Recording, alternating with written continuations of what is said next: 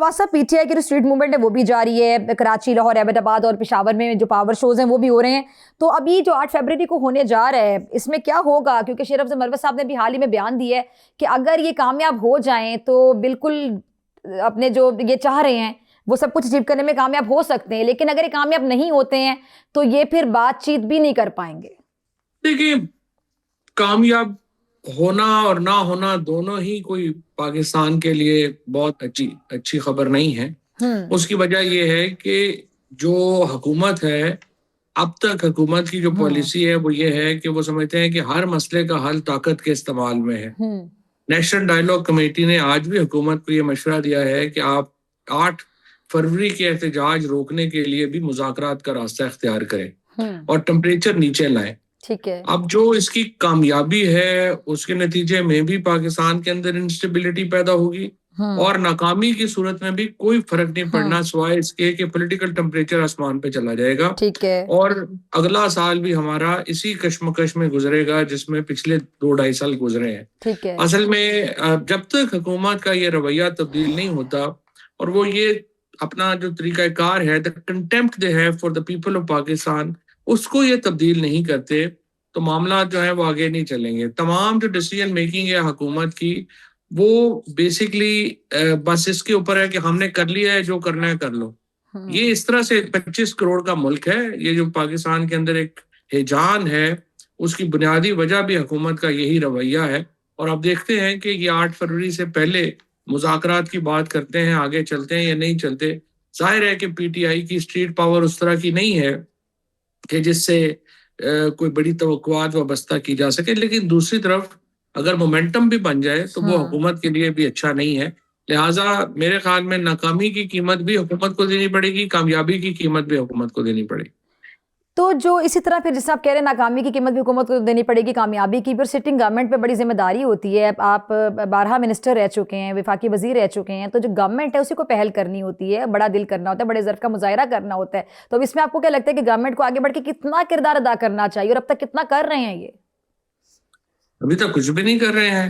मैं तो देखिए, यही तो इस हुकूमत का अलमिया है। 2-2.5 साल हो गए हैं। अगर आप हुकूमत में होंगी तो आपकी ख्वाहिश तो ये होनी चाहिए ना कि मुल्क के अंदर एक काम रहे, हिजान में ना रहे मुल्क हर वक्त और बिजनेस एज यूजुअल चलता रहे। यहाँ पे हुकूमत ही माशाल्लाह रोज कुछ ना कुछ ऐसा करती है जिससे एक पॉलिटिकल डिस्टरबेंस बढ़ जाती है, एक हिजान नजर आता है, अदालतों का मिसयूज है, अथॉरिटीज का मिसयूज है। That is become a norm in Pakistan. तो उसकी वजह से पाकिस्तान के अंदर बड़ी तलखियां हैं, हुकूमत और अवाम में बहुत दूरी है और हुकूमत ने अब तक कोई ऐसा कदम नहीं उठाया जिससे ये दूरियां कम होने का तासुर जाए। अब हमने कहा था, ये एक ही काम हुआ है जो छोटा सा कि जो हमने अपोजिशन लीडर्स अपॉइंट किए हैं, चलिए एक अच्छा कदम है। लेकिन असल बात तो ये है कि आप देखिए खवातीन जेलों में हैं, उनको अब डॉक्टर यास्मीन राशिद जैसी 77 साल की खातून है, कैंसर सर्वाइवर है, और क्या आपने उनसे इंतकाम और लेना है? 3 साल से वो जेल में है। बुशरा बीबी जेल में है और खवातीन जेल में है। जो सारे कोट लखपत के हमारे लीडर हैं वो 70 साल से ऊपर के हैं, 3-3 साल हो गए उन्हें जेलों में। तो अगर ये इसी तरह से हुकूमत जो है वो दबाती रहेगी, अल्टीमेटली जाहिर है कि एक लावा फट पड़ेगा। अच्छा, ये जो नेशनल डायलॉग कमेटी ने प्राइम मिनिस्टर से मुलाकात की, दरख्वास्त की थी, इसका कोई पॉजिटिव रिस्पांस एक्सपेक्ट किया जा रहा है? इनफॉर्मल राब्ते हमारे हुकूमत से हुए और वो उन्होंने हमें कहा है कि आप इस पे जरा इंतजार करें ताकि हम अपनी पॉलिसी इसके ऊपर बना लें। अभी तक हुकूमत की अपनी पॉलिसी का ही उनको पता नहीं है कि वो चाहते क्या है। वो तो फवाद साहब उस इंतजार में फिर 8 फरवरी आ जाएगा, मामला मजीद यही। जी बिल्कुल आपने ठीक बात कही। असल इशू ये है कि हुकूमत को अकल की बात ये करनी है कि 8 फरवरी से पहले उन्होंने कोई फैसला करना है। लेकिन यहाँ पे तो, और आपने राणा सनाउल्लाह साहब को सुना होगा, वो कहते हैं कि नहीं पहले हुकूमत ये कर ले फिर हम करेंगे। यानी बेसिकली दे टेक के, जिस तरह से वो एक मोहल्ले का बदमाश होता है ना, वो कहता नहीं मैं देख लांगा तुझे की कर रहे। इस किस्म का एटीट्यूड है हुकूमत। या फिर ये कह सकते हैं कि हुकूमत इतना संजीदगी से नहीं देख रही 8 फरवरी को। हुकूमत संजीदगी से नहीं देख रही, यानी किसी किस्म का थ्रेट महसूस नहीं कर रही, कि उनको लगता है कि बस ठीक है, कोई इतनी बड़ी बात नहीं होगी। हाँ ऐसा ही है। नहीं बिल्कुल सही बात है। 26 नवंबर को भी ऐसे ही था और उससे पहले भी ऐसा ही है। और उसके नतीजे में पाकिस्तान की सोसाइटी जितनी ज्यादा आज फ्रैक्चर्ड है, पाकिस्तान की सोसाइटी में जितनी ज्यादा तकसीम है, ये पिछले 76 साल में हमने नहीं देखी। जितना फासला हो गया है हुकूमत में अवाम में, हमने नहीं देखा। सो ये जो हाई हैंडेडनेस की पॉलिसी है, that has paid dearly to the government and authorities. और हम तो देखिए ये कह ही सकते हैं कि आप अपने मामलात को रिव्यू करें, अवाम के साथ इतना ज्यादा फासला मुनासिब नहीं है, उसको कम करें।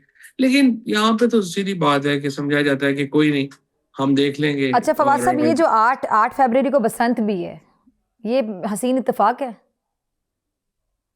नहीं, 8 फरवरी को इलेक्शन हुए थे ना, तो फिर उन्होंने 8 फरवरी को बसंत, जी 8 फरवरी को ही उन्होंने सोचा कि लोगों को हम बसंत में लगा लेंगे, एक्टिविटी क्रिएट कर देंगे।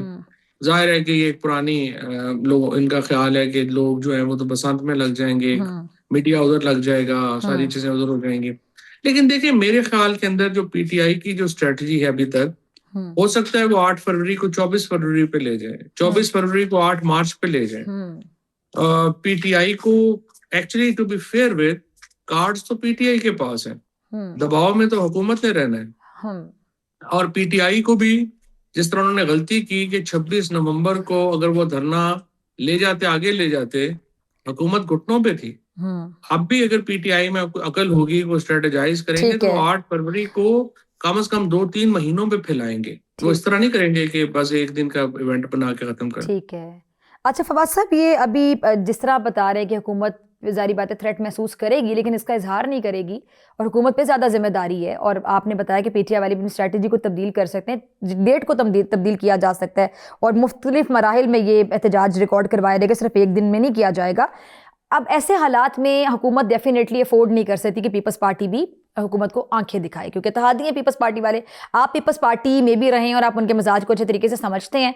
18वीं तरमीम का जो मामला है, जिसका क्रेडिट पीपल्स पार्टी ही लेती है हमेशा, 18वीं तरमीम को उन्होंने कहा अगर आप हाथ लगाएंगे सूबाई खुद मुख्तारी पे हमला होगा। वो उनके लिए एक बड़ा सेल्फ रिस्पेक्ट वाला मामला है, इज्जत नफ्स वाला मामला है।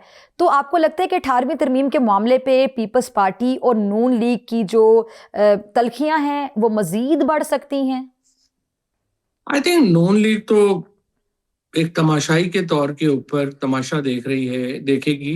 वो समझते हैं कि this is something between establishment and Peoples Party, और वो नून लीग जो है वो तो इसमें हिस्सादार नहीं बनेगी। I don't think so they will take side. वो एस्टैब्लिशमेंट से कहेंगे कि ये आपके सामने है, इनको मनाना है आप मना दे, नहीं मनाना तो जैसे आप मुनासिब समझें। और कुछ ना कुछ तो पीपल्स पार्टी को देना पड़ेगा।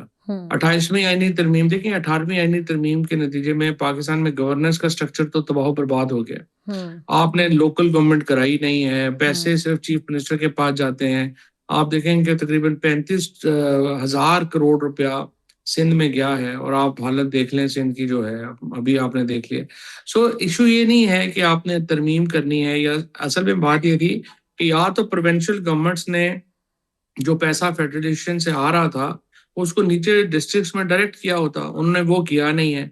सारे इख्तियार चीफ मिनिस्टर अपनी झोली में लेके बैठ जाता है, पैसे अपने पास लेके बैठ जाता है। इस तरह से मुल्क तो नहीं चल सकता। सो तरमीम तो होनी ही चाहिए, तरमीम तो करनी ही चाहिए, लेकिन मेरे ख्याल में एस्टैब्लिशमेंट और पीपल्स पार्टी के दरमियान जो भी चीज होगी, नून लीग तो उसको एंजॉय करेगी। अच्छा फवाद से मुस्तफ़ा कमाल साहब ने बड़ा धुआंधार बातें की हैं और ईडी कराची को विफाक के मातहत कर दिया जाए, जिसपे पीपल्स पार्टी भी आपको पता बड़ी सीख पा है। शर्जील मेमन साहब की भी गुफ्तगू आपने सुनी होगी। मुस्तफ़ा कमाल साहब पे कोई कमेंट करना चाहेंगे आप, जिन्होंने बात की ठीक की? देखिए मैं तो बड़ा पुराना ये समझता हूँ कि पाकिस्तान की तारीख में हमने 2 बड़ी गलतियां की। कराची जो था वो फेडरल कैपिटल था, ठीक है, उसको सिंध में दोबारा शामिल करना बिल्कुल एक बहुत बड़ी गलती थी। ठीक है। इसी तरह से गवादर का बलूचिस्तान से कभी कोई ताल्लुक ही नहीं था, हमने उसको मस्कत से खरीदा था, वो फेडरल टेरिटरी थी, आपने उठाकर उसको बलूचिस्तान में शामिल कर दिया। और जो एक प्री इंडिपेंडेंट आपका जो एक प्री पार्टीशन जो एक सिस्टम था वो बलूचिस्तान में तबाह बर्बाद कर दिया। बिल्कुल गवादर और कराची जो हैं डेफिनेटली उनको तो फेडरल सिटीज होना चाहिए, और इसलिए कि वो पोर्ट है, और पोर्ट तो पूरे मुल्क के लिए जो है वो होनी ही चाहिए। और दूसरा देखिए, Peoples Party has miserably failed to manage Karachi, और कराची की अवाम की अक्सरियत भी ये चाहती है कि वो एक फेडरल सिटी के तौर के ऊपर हो। तो आई थिंक मैं तो उस वक्त मान तभी बात की है, मैं तो बहुत पहले से ये बात कह रहा हूँ। ठीक है, और आपको लगता है कि ऐसा किया जाना चाहिए। अच्छा फवाद साहब, आखिरी 1 से 1.5 मिनट है। महमूद खान अचकजई बतौर अपोजिशन लीडर जो जरूरी है, इस पर बड़ी चहमगोइयाँ हो रही कि जो नवाज शरीफ साहब के कहने पर हुई है, नवाज शरीफ साहब के कहने पर अगर हुई है तो इट मीन्स कि वो सियासी दर्जात में कमी और बातचीत में बहुत एक बड़ा किरदार अदा कर सकते हैं।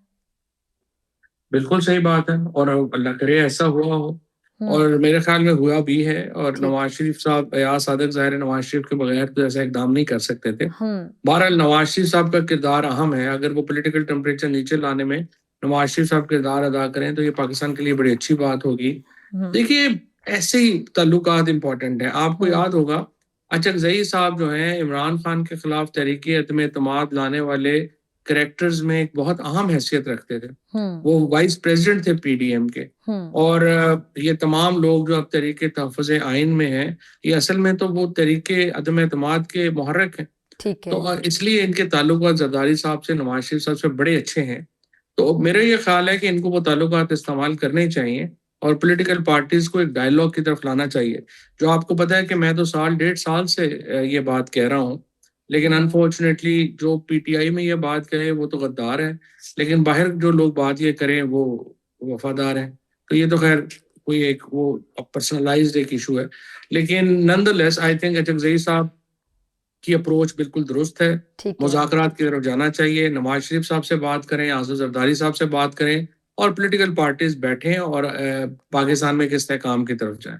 अच्छा, ये जो गज़ा अमन के हवाले से जो फोरम है, इस पे पीटीआई बहुत ज़्यादा तनकीद कर रही है, तो आपको क्या लगता है कि पाकिस्तान को क्या शमूलियत नहीं इख्तियार करनी चाहिए थी? पीटीआई क्यों इतनी तनकीद कर रही है इस बात पे? देखिए, जो भी अपोजिशन होती है उसके पास ये लेयर होता है कि क्योंकि फैसला उन्होंने नहीं करना होता तो वो तनकीद कर सकते हैं। इसी तरीके से 9/11 के ऊपर पीएमएलएन जो थी वो बड़ी तनकीद करती थी। जब ये गजा का हुआ तो शहबाज शरीफ साहब बड़ी तनकीद करते थे। लेकिन देखिए, मुल्क ऐसे फैसले तो नहीं कर सकते ना अकेले। अगर Saudi Arabia, Malaysia, Turkey, UAE, सारे इस्लामी मुल्क साथ जो हैं, 8 इस्लामी मुल्कों का ब्लॉक अगर जो है वो ज्वाइन कर रहा है तो हम क्या रुस के बैठ जाएं कि हमने नहीं करना। लेकिन दोबारा मैं ये जरूर कहूंगा कि इस हुकूमत का जो कंटेम्प्ट है टू पीपल, वो एक बहुत बड़ा प्रॉब्लम है। और ये क्रिटिसिज्म बिल्कुल ना होता अगर ये पहले सारे मामलात एक ऑल पार्टीज कॉन्फ्रेंस करते।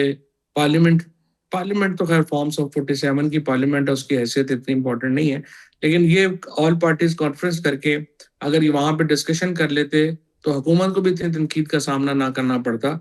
कम से कम पॉलिटिकल पार्टीज को कहते कि अगर आप समझते हैं कि हमें शामिल नहीं हो तो फिर आप ऑल्टरनेट बताएं कि हम क्या करें। क्या हम रूस के घर बैठ जाएं सारे दुनिया से और सारे इस्लामी ममालिक को हम अपने खिलाफ कर लें? तो जाहिर है कि कोई भी जो सदर होगा, वज़ीर आज़म होगा, हुकूमत चला रहा होगा, उसने जिम्मेदाराना फैसले करने हैं। उसके ऊपर 25 करोड़ लोगों का बोझ है। और लेकिन ये हुकूमत का प्रॉब्लम यही है कि ये कंसेंसस क्रिएट करने में, लोगों के पास जाने में, दे फील लोगों की कोई अहमियत और हैसियत नहीं है, हम उनसे क्यों पूछें।